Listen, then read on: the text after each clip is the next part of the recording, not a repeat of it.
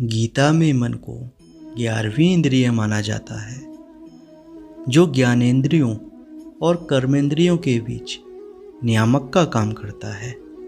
ये इंद्रियां और मन हमारे ज्ञान कर्म के साधन मात्र ना होकर इस संसार को भोगने के भी साधन हैं।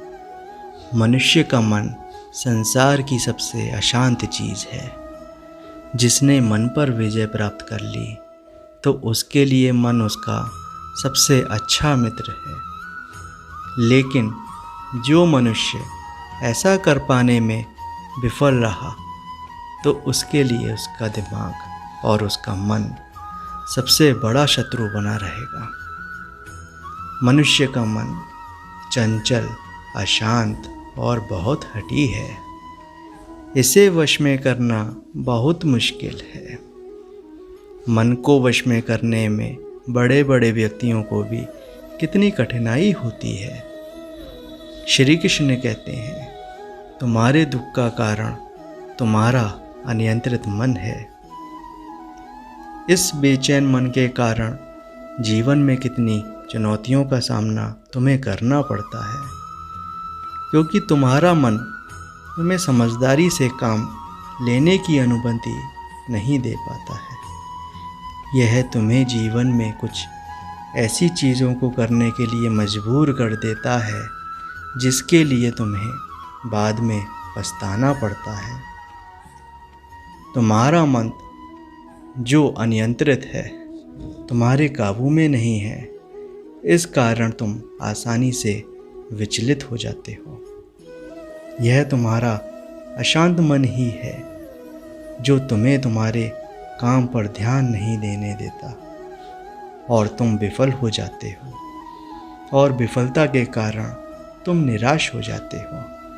श्री कृष्ण कहते हैं, हमें कभी भी निराश नहीं होना चाहिए, खुद पर विश्वास होना चाहिए। परंतु चंचल मन को वश में करना निसंदेह बहुत कठिन है। लेकिन अभ्यास और वैराग्य के द्वारा तुम अपने मन को वश में कर सकते हो। अभ्यास का अर्थ है किसी कार्य को बार बार करना और तब तक करना जब तक कि तुम उसमें दक्ष ना हो जाओ। जिस प्रकार जब बच्चा पहली बार साइकिल चलाना शुरू करता है तो वह बार बार गिर जाता है और उसके मन में बार बार गिरने की वजह से यह विचार आने लगता है कि वह कभी भी साइकिल नहीं चला पाएगा। लेकिन फिर भी वह उसे चलाने की कोशिश करता है। उसके बार बार प्रयास करने से वह साइकिल चलाना सीख जाता है और फिर निडर होकर साइकिल की सवारी का आनंद लेता है। यह सत्य है कि साइकिल सीखने से भी कठिन काम मन को वश में करना है। मन को वश में करने के लिए, उस पर नियंत्रण पाने के लिए मंत्र का ध्यान करना एक अनुशंसित प्रक्रिया है। मन को नियंत्रण में करने के लिए श्री कृष्ण के पवित्र नामों का जप करना चाहिए। जप करते समय मंत्र के शब्दों पर ध्यान देना चाहिए और इसके साथ ही पारलौकिक ध्वनि सुनने का भी प्रयास करना चाहिए। यह अप्रत्याशित नहीं है, लेकिन तुम्हारा मन जहाँ कहीं भी चला गया हो उसे तुरंत वापस से लाना चाहिए और जप पर ध्यान केंद्रित करना चाहिए। प्रारंभ में जब तुम जप करते हो तो तुम्हारा अनियंत्रित मन तुम्हें जप करने नहीं देता, लेकिन तुम्हें हार नहीं माननी चाहिए। तुम्हें जप को प्रतिदिन करते रहना चाहिए। इस प्रकार निरंतर अभ्यास करने से तुम स्वयं महसूस करोगे कि अब तुम्हारा मन उतना इधर उधर नहीं भटक रहा है जितना कि पहले भटक रहा था। मन अब नियंत्रित हो गया है और यदि तुम धैर्य रखने के साथ मंत्र का जाप करते रहोगे तो अंततः मन पर विजय प्राप्त कर लोगे। मंत्र जप से तुम्हारे मन के सभी बुरे विचारों का अंत हो जाता है और तुम्हारा मन पूर्णतः शुद्ध हो जाता है। जैसे जैसे तुम्हारा मन पवित्र होने लगता है वैसे वैसे तुम्हारे मन की चंचलता भी कम होती रहती है और मन को वश में करना आसान हो जाता है। वैराग्य का अर्थ होता है अपने मन को उन भौतिक गतिविधियों से मुक्त करना जो मन पर बुरा प्रभाव डालती है। जब तुम्हारा मन किसी पदार्थ से जुड़ जाता है तो यह अशुद्ध हो जाता है और अशुद्ध मन बहुत परेशान करता है।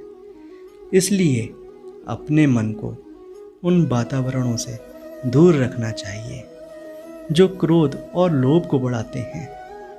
अपने मन को हमेशा ऐसे वातावरण में रखना चाहिए जहाँ वह शांत हो जाए, जहाँ यह सकारात्मकता से भर जाए।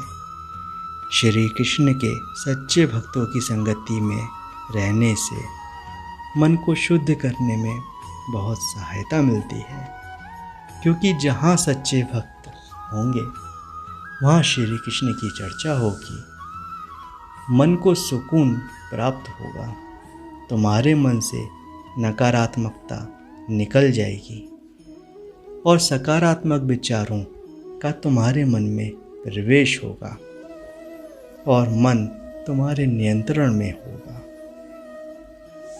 और तुम्हारा सबसे अच्छा मित्र बन जाएगा। तब तुम महान परिणाम को प्राप्त करने में सक्षम हो जाओगे। मन को वश में करना बहुत ही कठिन कार्य है, लेकिन श्री कृष्ण द्वारा दिए निर्देशों का पालन करके तुम अपने मन पर नियंत्रण पा सकते हो। अभ्यास और वैराग्य से मन को नियंत्रित करना संभव है और एक नियंत्रित मन आपका सबसे अच्छा मित्र बन जाएगा।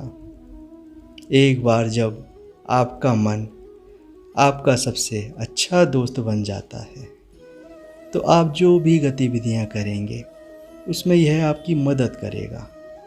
यदि तुम श्री कृष्ण को ध्यान में रखकर अपना कर्तव्य ईमानदारी से पूर्ण करते हो तो यह एक आध्यात्मिक गतिविधि बन जाएगी। जब श्री कृष्ण आपके प्रयास से प्रसन्न होंगे तो आपका जीवन सफल हो जाएगा।